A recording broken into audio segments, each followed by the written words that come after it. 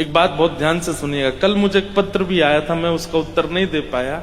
उसमें लिखा था हमारे घर में मांस भी बनता है, हमारे माता पिता विपरीत हैं, ऐसा है, सब कुछ है। महाराज जी आप बताओ कैसे भजन बने।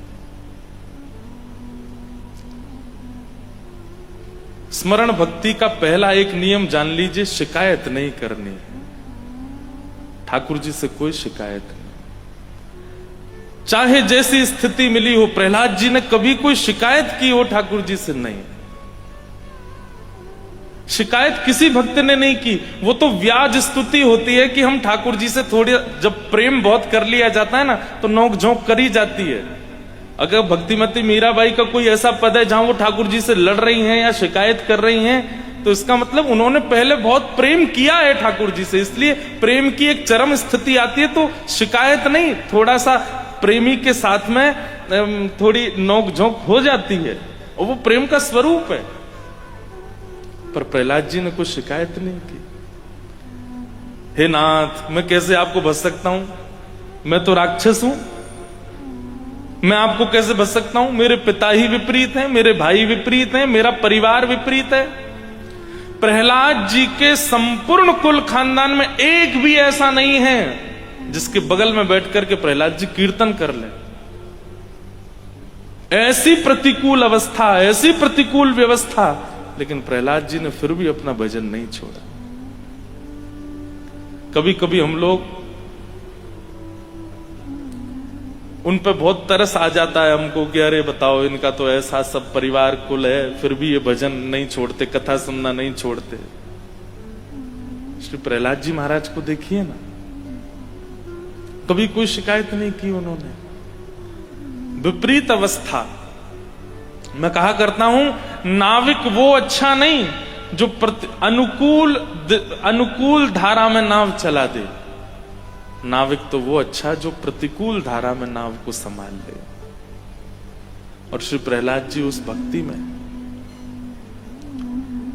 अब देखो, प्रहलाद जी से एक दो चीजें सीखिए। पहली बात, शिकायत नहीं कि ठाकुर जी आपने, मैं क्या करूं, आपने मुझे ऐसा बनाया, आपने मेरा परिवार कुल खानदान सब ऐसा कर दिया, मैं कैसे भजन करूं? नहीं,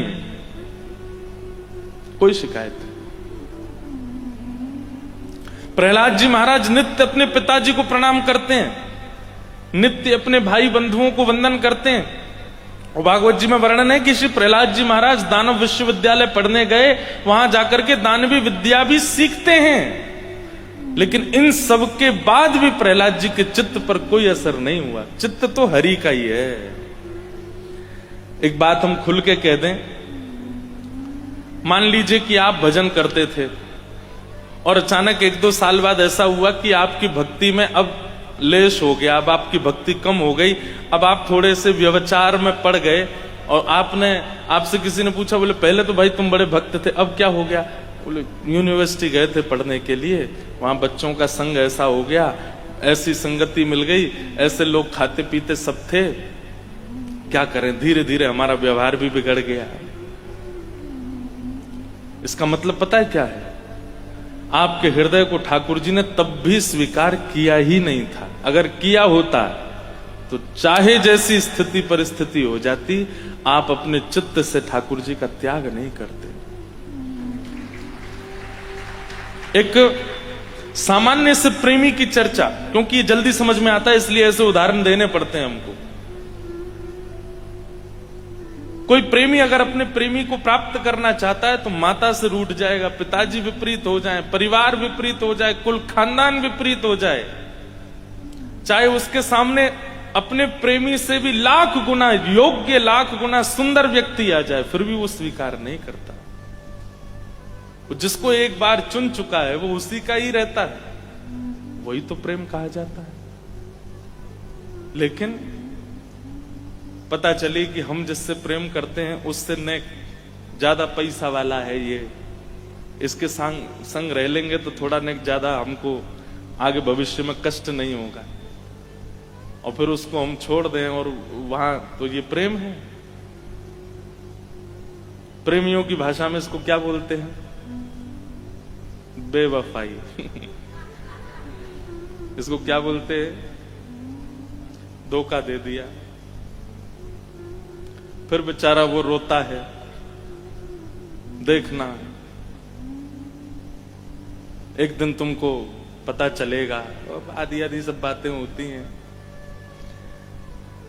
ठीक वैसे ही अगर एक बार हरि शरणागति ग्रहण की है, उसके बाद चाहे व्यवहार, चाहे संगति, चाहे आहार, चाहे कैसे भी स्थिति आ जाए, अगर उस स्थिति के आने पर आपके हृदय का स्वरूप परिवर्तित हुआ है, इसका मतलब वो पहले भी शुद्ध नहीं था, इसीलिए परिवर्तित हो गया। और अगर शुद्ध होगा तो महाराज अमेरिका की यूनिवर्सिटी में भी पढ़ाना, आपका व्यवहार नहीं बदलेगा, आपका चित्त स्वभाव स्वरूप नहीं बदलेगा। इसका मतलब वो पहले ही शुद्ध नहीं था, इसीलिए परिवर्तित हो गया। प्रहलाद जी से ये बात हमने सीखी है कि चाहे जैसी स्थिति आ गई, लेकिन प्रहलाद जी का स्वभाव नहीं बदला, शिकायत नहीं। स्मरण भक्ति का पहला सूत्र है, ठाकुर जी से कोई शिकायत नहीं। एक भाव मैं गाता हूं, उसमें पंक्ति आती है, न कोई शिकायत नहीं कोई जी, कर लो करा लो प्रभु जो है तेरी मर्जी। न कोई शिकायत ना कोई अर्जी, कर लो करा लो प्रभु जो तेरी मर्जी। सुख दो या गम जो भी, सुख दो या गम जो भी, सुख दो या गम जो भी, सुख दो या गम जो भी, मैं प्रेम से सहूंगा, जहां ले चलोगे वहीं मैं चलूंगा, जहां ले चलोगे वहीं मैं चलूंगा। समर्पण, ये दूसरी बात। स्मरण भक्ति में पहले तो शिकायत नहीं, और स्मरण भक्ति में दूसरा समर्पण। ऐसा समर्पण ठाकुर जी के प्रति, तेरे फूलों से भी प्यार, तेरे कांटों से भी प्यार, तू जो भी देना चाहे दे दे मेरे करता, तभी स्मरण भक्ति श्रेष्ठ हो सकती है। याद, स्मृति। महाभारत युद्ध जब मध्यस्थ ठाकुर जी ने गीता का ज्ञान दिया, तब अर्जुन को 18 अध्याय सुनाते हुए ठाकुर जी अंत में पूछते हैं, अर्जुन अब तुम्हारी स्थिति कैसी है? तब अर्जुन कहते हैं, नष्टप मोह स्मृतिर लब्धा, मेरा मोह नष्ट हो गया, मुझे स्मृति प्राप्त हो गई। स्मृति माने स्मरण, याद। स्मृति भी एक भक्ति है। एक बात बहुत ध्यान से सुनो, सब लोग इधर देखो। आप लोग नित्य नाम जप करते हैं, आप लोग नित्य तिलक लगाते हैं, नित्य अपने ठाकुर जी की सेवा करते हैं। अब एक चीज हमारी सुनो, सब अपने क्रम कीजिए जो आपके क्रम हैं, उसके बाद नेत्र बंद करके बैठिए। जब आप वृंदावन गए थे उस स्मृति को पुनः दोहराइए, जब आप जगन्नाथपुरी गए थे उस स्मृति को पुनः दोहराइए, जब आप श्रीनाथ जी गए थे उस स्मृति को पुनः दोहराइए, जब जोधपुर में एक उत्सव हुआ था, वहां संतों का आगमन हुआ, उस स्मृति को पुनः दोहराइए। वहां ये महाराज जी आए थे, उन्होंने ये बात कही थी, उस स्मृति को दोहराइए। यहां पर रामद्वारा में नवदा भक्ति महोत्सव हुआ, इस स्मृति को दोहराइए। संपूर्ण स्मृतियों का एक बार चिंतन कर लिया कीजिए। ये स्मरण भक्ति का एक स्वरूप है। बोलो गंगा मैया की। परम पूजनीय प्रातः स्मरणीय हमारे भगवत धाम वाले पूज्य बड़े महाराज जी स्वामी श्री विवेकानंद जी महाराज एवं छोटे महाराज जी परम पूजनीय स्वामी श्री रविंद्रानंद जी महाराज पधारे, आपके चरणों में बारंबार प्रणाम। स्मृति, व्यक्ति स्मृति रखता है विवाह की, व्यक्ति स्मृति रखता है अपने पुत्र के पैदा होने की, व्यक्ति स्मृति रखता है सब चीजों की। जब जब अवसर मिले, एकांत होते हैं तो स्मरण किया कीजिए कि कब प्रथम मिलन हुआ था ठाकुर जी से, कब प्रथम वृंदावन दर्शन हुआ था, अंतिम बार जब वृंदावन गए थे तब कैसी सुगंधी थी, कैसी पवन थी, कैसी वायु थी, कैसे कैसे लोग मिले, कैसे दर्शन हुए, ये सारी अपनी स्मृति में रखिए। इन सब से स्मरण भक्ति पुष्ट होती है, स्मरण भक्ति में पुष्टि आती है। हम लोग याद रखते हैं पर उसका नित्य चिंतन नहीं करते, नित्य स्तवन नहीं करते, नित्य स्तवन नहीं होता। लिख लीजिएगा, अपनी भगवत दर्शन और धाम दर्शन और संत दर्शन की जो स्थिति है उसका नित्य चिंतन करो, नित्य स्मरण करो, नित्य याद करो। जब हुआ था उत्सव तो ऐसा हुआ था, तब ये हुआ था, कल जब हम नौका विहार कर रहे थे तो आपके तन को, पंच इंद्रियों को, आंख, नाक, कान, जीव और त्वचा, इनको जो जो अनुभव हुआ वो सब आपकी स्मृति में आना चाहिए। और स्मृति में आते एक दिन ऐसा आएगा कि आपकी स्मृति में जैसे चिंतन आप करोगे वो घटना आपके तन के साथ घटने लगेगी। बहुत ध्यान से सुनिएगा, ये बहुत अच्छा सूत्र हम दे रहे हैं आपको। नित्य अपनी सद स्मृतियों को चिंतन किया कीजिए।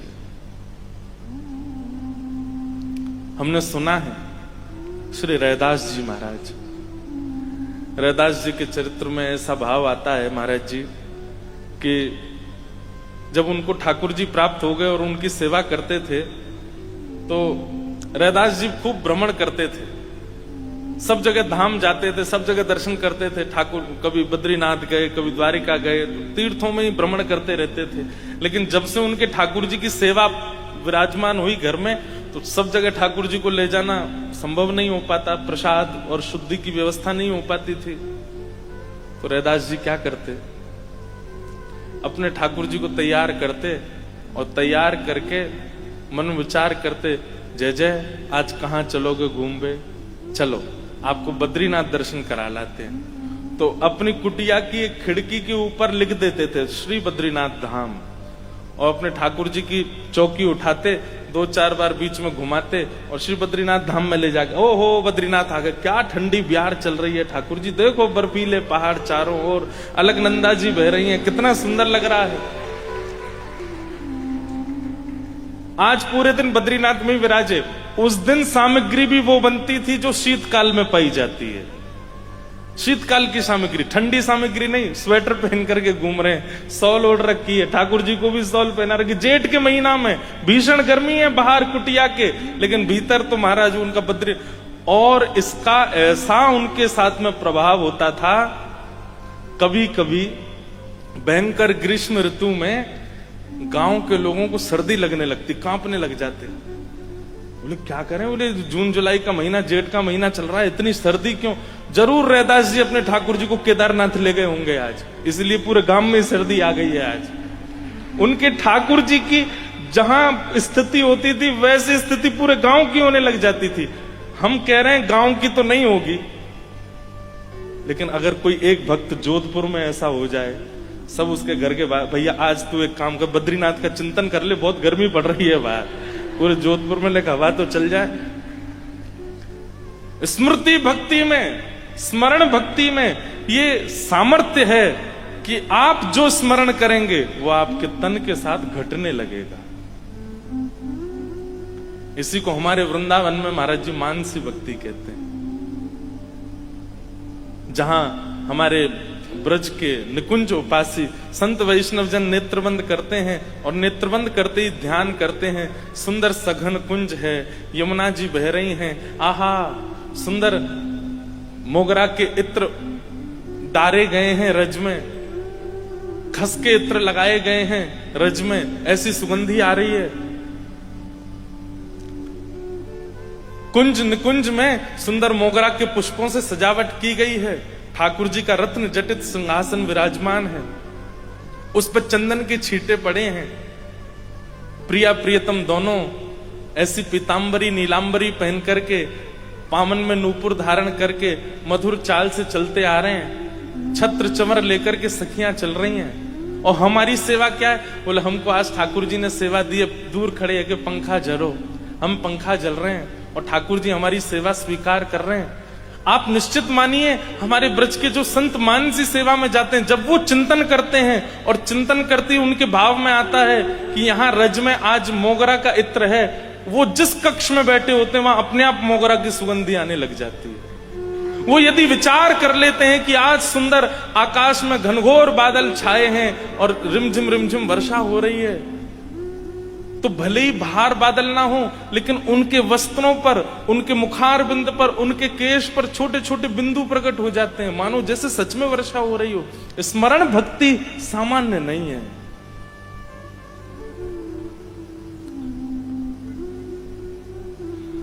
ऐसी स्मरण भक्ति हमारे श्री राधा वल्लभ लाल जी को जिन्होंने प्रकट किया, श्री हितरवंश महाप्रभु, उनके बाल्यकाल की लीला सुनाते हैं और कहते हैं कि महाप्रभु जी तो वंशी के अवतार हैं। तो जब आपके पूज्य पिताजी महाराज अपने ठाकुर की सेवा करते थे, तो छोटे से श्री महाप्रभु जी, हितरवंश महाप्रभु, दूर खड़े होकर के देखते थे। उनकी इच्छा होती थी कि मैं भी सेवा में जाऊं, लेकिन छोटा बालक जानकर के पिताजी दूर रखते थे। लड़ते थे पिताजी से, मुझे भी सेवा का अवसर दीजिए। कभी जिज्ञासा करते थे, मुझे भी सेवा करनी है ठाकुर जी की। तो उनके पिताजी दूर की सेवा देते थे, समीप की सेवा नहीं। दूर की सेवा कैसे? बोले तुम पंखा जला करो दूर खड़े होकर के ठाकुर जी को। कभी कहते ठाकुर जी झूला पे विराज रहे, ये लो डोर पकड़ो, दूर से झुलाते रहो ठाकुर जी को। और जितनी सेवा मिलती थी महाप्रभु जी उसमें बड़े प्रसन्न होते, चलो जो मिले मिल तो जाए। एक दिन महाप्रभु जी ठाकुर जी को झूला झुला रहे थे छोटे स्वरूप में, और झुलाते झुलाते झुलाते झुलाते उनके नेत्र बंद हो गए। और नेत्र बंद होते ही वो तो निकुंज में प्रवेश कर गए, और निकुंज में एक सखी रूप, वंशी अली का रूप धारण कर लिया। और वहां पर क्या देख रहे हैं कि स्थिर स्थूल मूर्तिमंत ठाकुर जी नहीं है, प्रकट ठाकुर जी हैं। अपने हाथ भी हिला रहे हैं, अपने पाम भी हिला रहे हैं, अपने नेत्र भी मटका रहे हैं। किशोरी जी के गले में गलवैया देकर के खूब सुंदर सघन कुंज में विहार कर रहे हैं। आहा, ठाकुर जी के रास विहार का दर्शन करने लगे। बहुत सुंदर एक पद है, आ तो राय स्मृति में, बस एक स्वर दीजिए। आज गोपाल रास रस खेलत, आज गोपाल रास रस खेलत।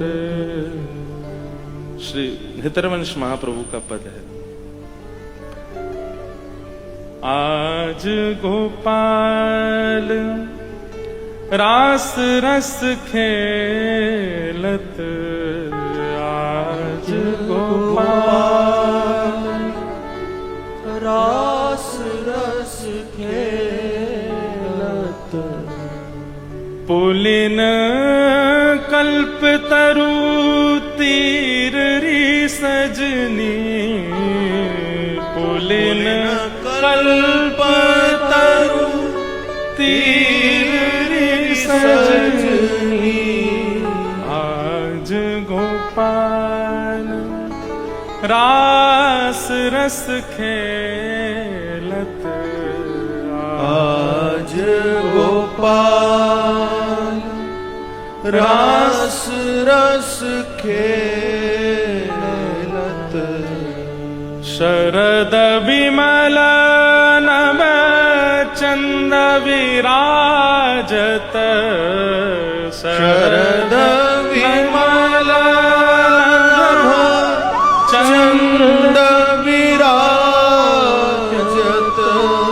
रोचक त्रिविध समीर सजनी रोचक त्रिविध समीर सजनी आज गोपाल रास रस खेलत आज गोपाल रास रस खेलत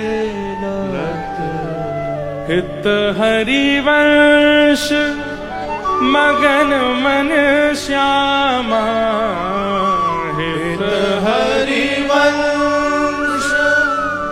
मगन मन श्याम जय श्री हित हरिवंश मगन मन श्यामा हित हरिवंश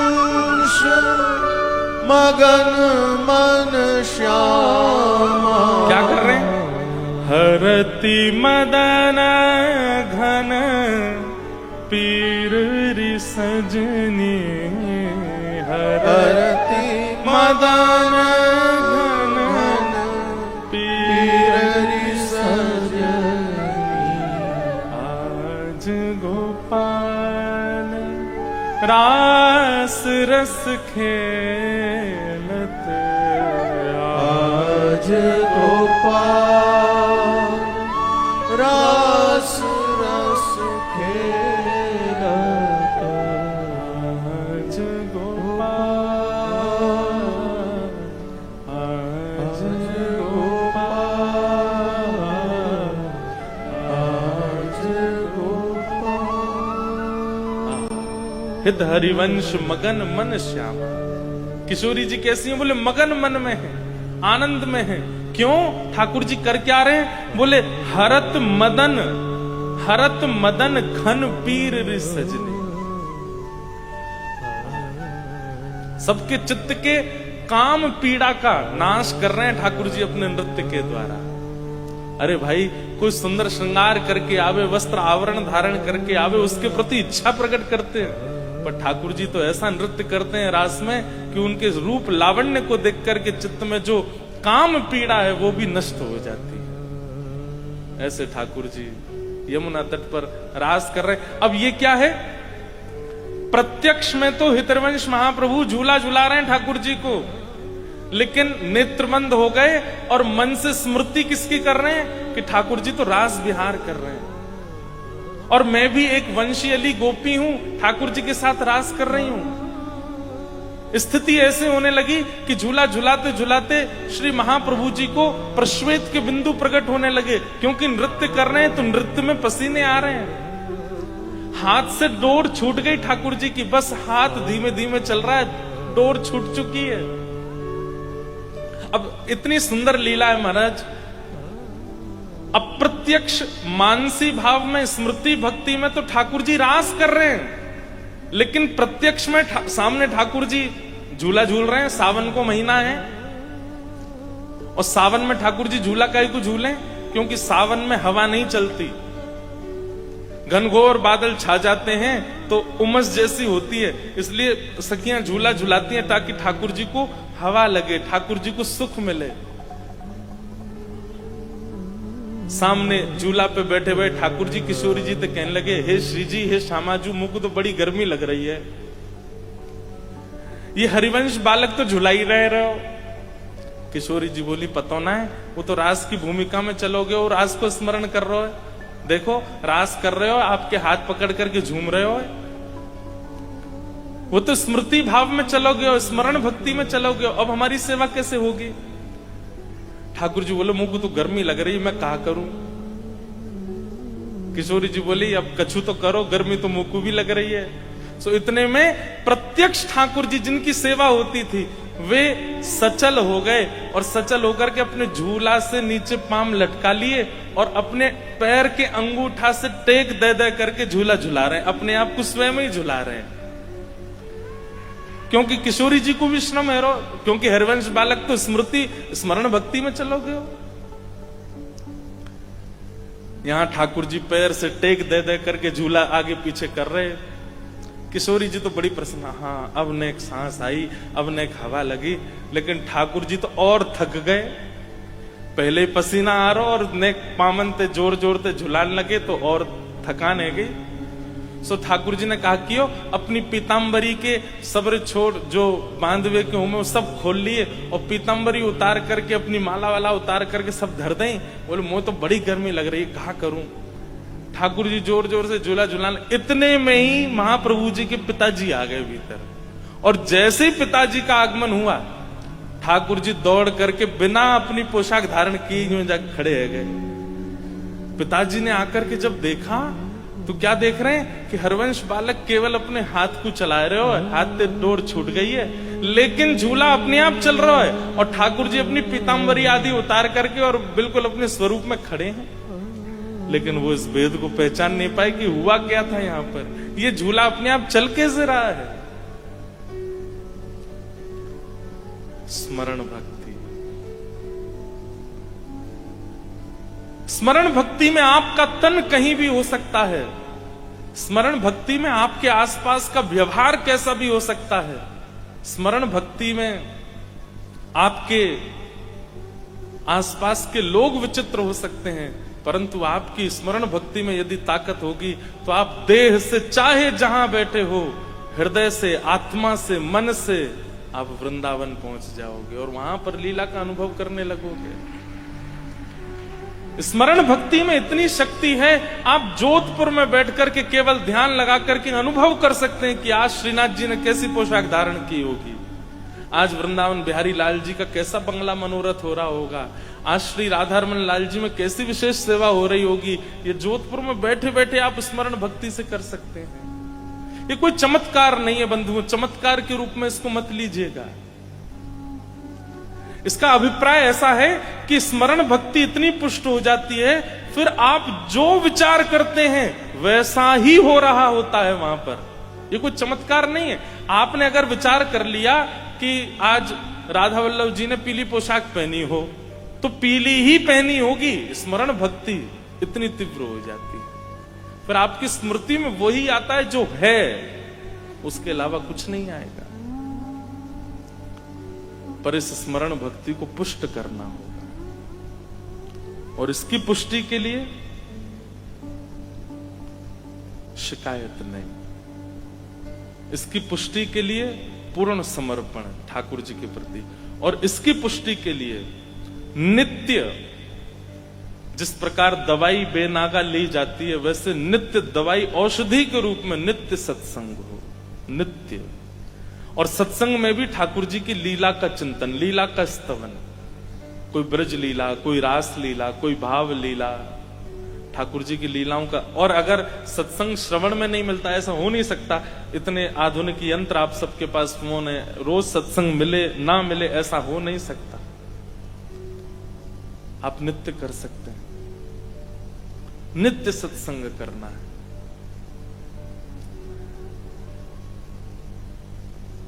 ये तीन कार्य, सत्संग, समर्पण और बिना शिकायत के, बिना अर्जी के, बस जैसे राखो तैसे रहूं, जैसे राखो तैसे रहूं। फिर जैसी स्थिति परिस्थिति व्यवस्था वो स्वीकार। तीसरा स्थिति कह दूं तो स्वीकारीकरण, जैसी व्यवस्था अवस्था मिल जाए वो स्वीकार है। इन तीनों से स्मरण भक्ति पुष्ट होती है। अच्छा, एक स्मरण भक्ति का हमारे ब्रज का नियम है वो और हम आपको थोड़ा कह दें कि जब आप स्मरण में जाते हैं ठाकुर जी का स्मरण करते हैं। तो अभी आप राधा रमण जी का स्मरण करते हो, राधा वल्लभ जी का स्मरण करते हो, बिहारी जी का स्मरण करते हो, श्रीनाथ जी का स्मरण करते हो, जहां आपकी रुचि उनका स्मरण करते हो। स्मरण में क्या विचार करते हो? मंदिर में ठाकुर जी विराज रहे हैं, ऐसी पोशाक पहनी है, श्रृंगार आदि, इतने मात्र ये प्रारंभिक स्मरण हो सकता है, लेकिन रोज यही स्मरण नहीं करना है।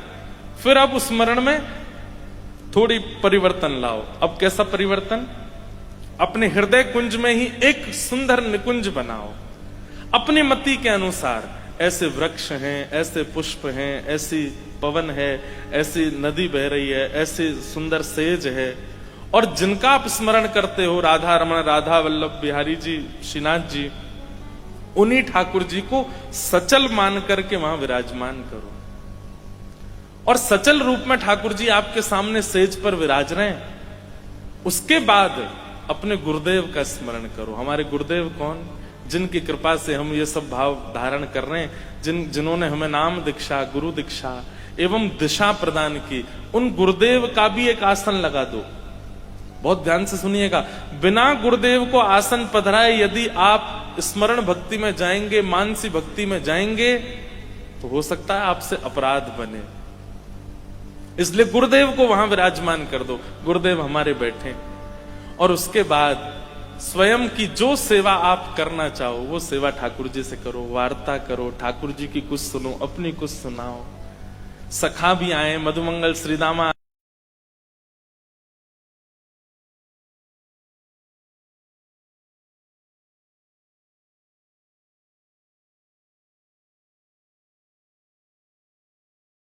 स्मरण में निकुंज सहित ठाकुर जी का स्मरण, परसों के स्मरण में गुरुदेव, निकुंज और श्री ठाकुर जी का स्मरण, उसके अगले दिन में फिर कोई अन्य व्यवस्था का स्मरण, फिर किसी पोशाक का स्मरण, फिर ठाकुर जी को कोई भोग पधराया गया उसका स्मरण। इस प्रकार अपनी स्मरण भक्ति में आगे बढ़ना है। एक दिन ऐसा आएगा कि आप स्मरण भक्ति में प्रवेश करेंगे और कितने घंटे बीत जाएंगे, कौन आकर के आपसे क्या कह गया, क्या बोल गया, आपसे क्या सुना गया, आपको पता भी नहीं चलेगा। आपके तन पर उसका प्रभाव होगा जो आप स्मरण कर रहे हो, जो आपकी स्मृति में चल रहा है। ये स्मरण भक्ति है। स्मरण भक्ति के लिए सबसे ज्यादा आवश्यक है नित्य लीलाओं का चिंतन, नित्य लीलाओं का श्रवण। अपनी आज ही कहीं जाकर के आप लोग कोई लीला चिंतन करने लगेंगे, क्षमा कीजिएगा, कुछ ऐसा चिंतन में आ जाएगा जो नहीं आना चाहिए था। इसलिए जल्दीबाजी मत कीजिएगा। पहले खूब रसिकों को सुनो, रसिकों के पद गाओ, रसिकों का ध्यान कर करके उनकी भावों को, उनकी लीलाओं का चिंतन करो। उसके बाद लंबा समय रसिकों को देने के बाद तब स्मरण भक्ति में प्रवेश करो। स्मरण करो, स्मरण करके जैसा आप चिंतन करोगे वैसा ठाकुर जी भाव प्रकट करेंगे। अब स्मरण भक्ति में परहेज क्या है? सबसे बड़ा परहेज वैष्णव अपराध नहीं। कोई तिलक धारण करे है, किसी ने कंठी में पहनी है तुलसी माला, हाथ में नाम जपक माला है, उसकी वेशभूषा में धोती है, बगलबंदी है, पटक, किसी भी रूप से वो ठाकुर जी के भेष में है, तो भी उसका अपराध नहीं करना है। ये सबसे बड़ी बाधा है स्मरण भक्ति में। परहेज किसका करना है? कैसा भी कोई वैष्णव सामने आ जाए उसके प्रति आपको भाव ही रखना है।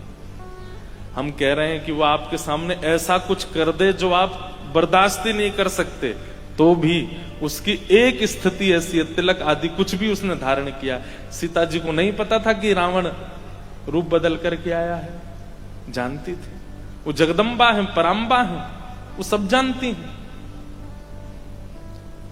जो राम जी धनुष भंजन करने के बाद सीता जी की ओर चल रहे हैं तो पैरों में उनको पुष्प चुभ रहे हैं, ये तक अनुभव कर लेती हैं सीता जी। क्या उनको ये पता नहीं चला कि ये रावण है जो संत भेष धारण करके आया है? वे जानती थी, केवल इसलिए कुछ नहीं कहा और चल दी क्योंकि भेष संत का धारण किया है, वे भेष वैष्णव का धारण किया है। भक्तमाल जी में तो कहा जाता है कि भैया भक्त वेश वैष्णव वेशधारी चाहे जैसे हो फिर भी उनका सम्मान करो। स्मरण भक्ति में परहेज यही है कि आप अपने मन में किसी वैष्णव के प्रति दोष प्रकट मत करो, क्योंकि अगर दोष प्रकट हुआ तो दोष प्रकट होते स्मरण भक्ति से निकुंज आ जाएगी। स्मरण भक्ति में